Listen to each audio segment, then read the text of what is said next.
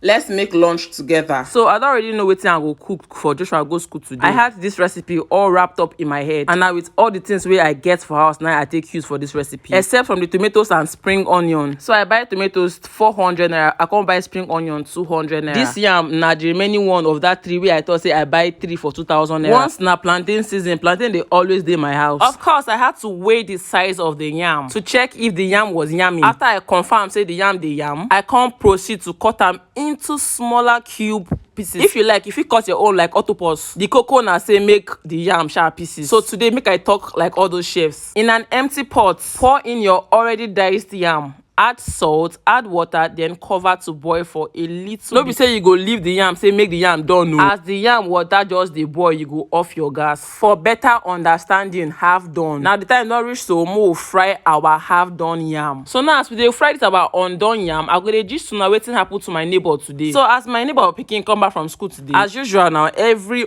mother go open in pikin lunch bag, check whether the pikin finish im food abi e no finish am. And the time wey the pikin take come from school, na that time me I take dey her place. Of course now, I be jobless understanding housewife, I no get work, so wetin you come expect say make I dey do? And to think of it, na that my neighbor wey dey borrow me salt and maggi.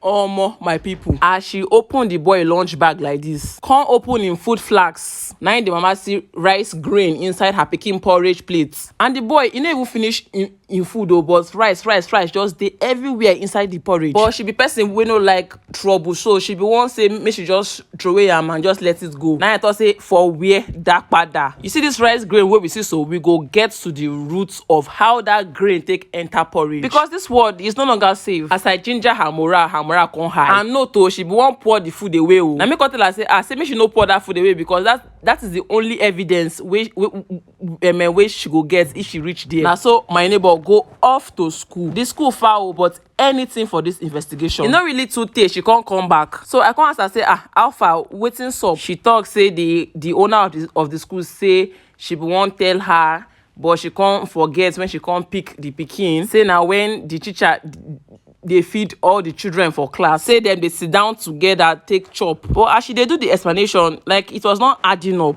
So if they can't sit down together, they feed everybody, so how rice won't take enter inside porridge? Like no be saying I want grain of rice, so like rice was just inside it. But I be no one just put her mind for tension, so I just let it slide like that. But from my calculation with wetin I see, it is either the teacher been chop the food, or them use the food take feed another pikin for school, or the person wey feed them use one spoon take feed all the children. Hey Oselobaye, I don't just forget say I be the teach una my new signature stirred fried yam. So if I serve you this yam, you go chop abi you no go chop? So